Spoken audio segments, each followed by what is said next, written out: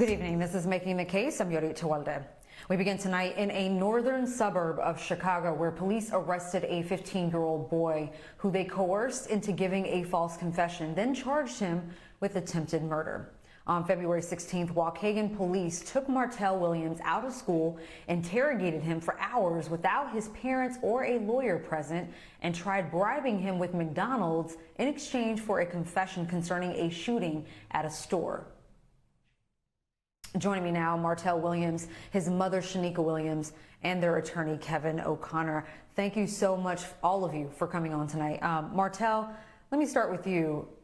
This experience had to be extremely scary for you, having to be taken out of school by police. Before they picked you up for questioning, how did you feel about police officers in general? The way I felt for police officers, it has always been the same. I feel like police officers not fair to some people, and I just felt like they was racist, and before and after the fact. So you didn't trust them. Did you have a fear of police? No, not at that point. So when they took you out of school, did you have any idea why? No, I had no idea why. I was asking them why, but they refused to tell me why. So then you went to the police station and they questioned you for almost 2 hours. What was going through your mind at that time? Did you even ever ask if, or even want to ask if a parent could be present with you? Before they took me from the school, I asked, did my mom know about the situation? And they said she'll know soon enough. And I didn't get to contact my mom until before I was deported to Dutky. Shanika, let me bring you in. So school officials never even contacted you when the police came to get Martell. In fact, the first time you knew that there was a problem concerning your child is when the police called you after they had already started questioning Martell. What was it like getting that call from police? It was scary because you calling me and telling me that he did a murder or attempted murder, and that's devastated because I know that that's not him, and it's like you just bribed him with McDonald's and tried to get him to tell him something that he don't know, and he studied telling them like, "Sir, I don't know what you're talking about." And then they still came to my house and checked my apartment because they thought that they was gonna find something here of him supposed to have this sweater on. And yes, I did let him in, but it's just, when was I gonna know about this? Kevin, let me bring you in because I want you to kind of, Kevin, connect the dots for our viewers. This was about a shooting at a Dollar General store. How did police connect Martell or suspect him of this shooting to begin with? So that's the big mystery on this case, and it's really the sad part. They had actually video of the person in the store, and the video of the person in the store looks like he's about 19 or 20, and the only thing that made these two young men resemble each other was the color of their skin, nothing else. He's wearing a mask, so it makes it difficult to identify him. We've heard rumors that there was some city official that said, "Oh, we think it's Martell." We don't know to this point why that was the case. We were told by the state's attorney that they did a photographic lineup where the victim actually didn't identify Martell, didn't say it was him, but then they asked somebody else who's in the store to say, "Did you ever see Martell, this person, in the store before?" And they said, "Yeah, I think I've seen that guy in the store before." The reality is, this is a store about 10 miles from his home. It's on the very north end of Waukegan. He lives on the very southeast end of Waukegan, and he was nowhere even near that store. And in fact, he's playing a basketball game at the time this happened. So it was an outrage. I mean, from the very beginning, when they come pick him up at school, the school officials aren't contacting his parents. They aren't even letting his emergency contacts know if they can't get a hold of his parents. This was a terrible tragedy. Nobody went with him. He's then questioned in the police station for over 17 minutes, told what to say, and then bribed with McDonald's and bribed with, you can go home in 10 minutes if you just agree with my story. It was awful. And then he's so nervous, he's shaking, he's scared, he was cold. He had his arms inside his shirt. They took his sweatshirt from him, his coat. I mean, he was completely like shaken when he was in there. It was awful.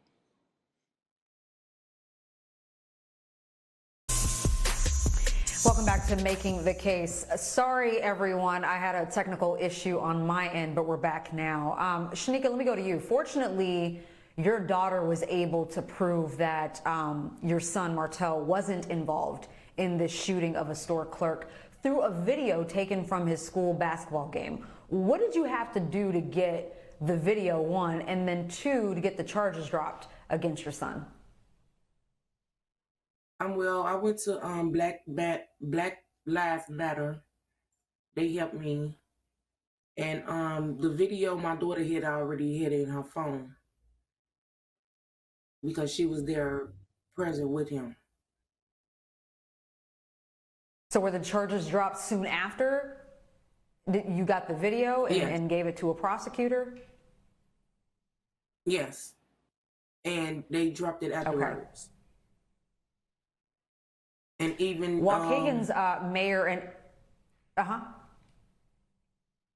even the lawyer helped me, Kevin.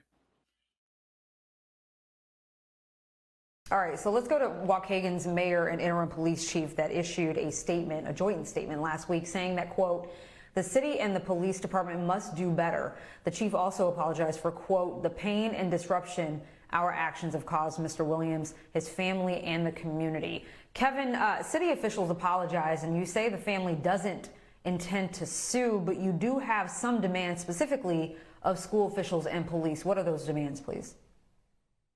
So what I explained to them and I explained to everybody else, you can't fix this in 2 years that our civil process takes to get into court. We need to fix this problem immediately. And so what I had asked is that they sit down and meet with us to come up with a list of things to do. This isn't about money for this family. It's about a young man whose life is now going to be changed forever. So from the school officials, we made demands that talked about notifying parents. And I'd asked the school officials, and they're working on it. They said they'd agree that actually get him a tutor through high school now to try and help him do better, because we don't want to take money away from a failing school that's already failing. As to the city, what they can best do for this young man is, one, change all those policies and procedures and have an oversight committee that's going to make sure they follow through. They've made these promises in the past and they haven't followed through, and perhaps set up a scholarship or something for Martell to excel, because they've really set him back. The saddest part about this, I represented a 13 and a 14-year-old boy where they tried to force a confession out of him 6 years ago. I appeared in front of the city council. The young man ended up with a bloody nose when he wouldn't confess to the crime.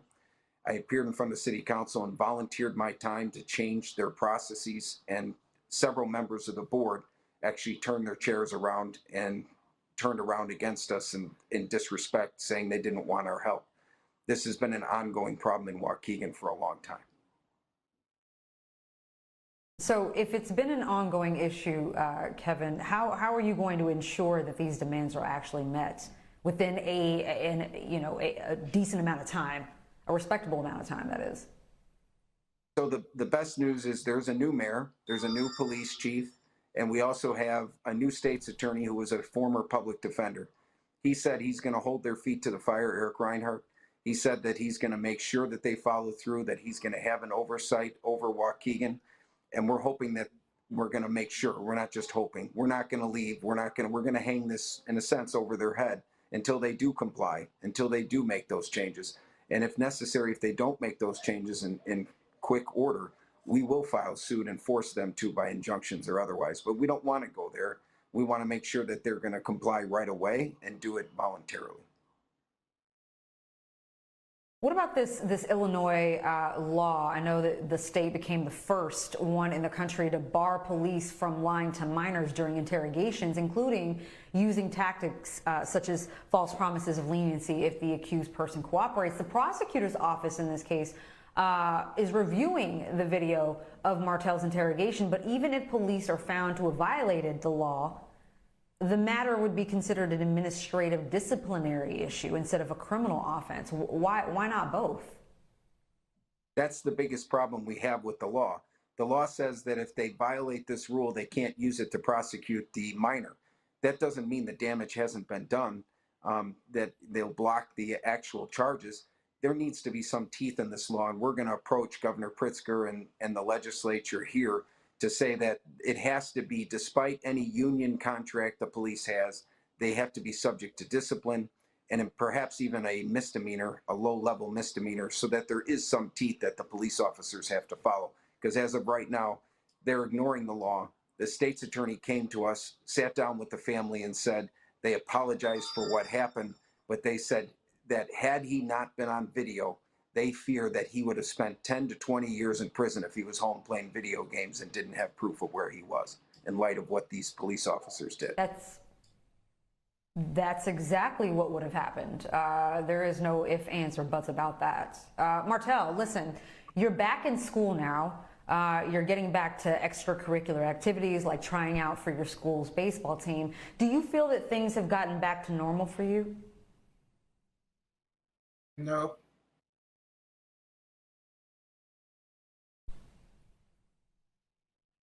Why not? Because I feel like people won't look at me the same no more, and most people will try to bring you down and judge you by like your past, and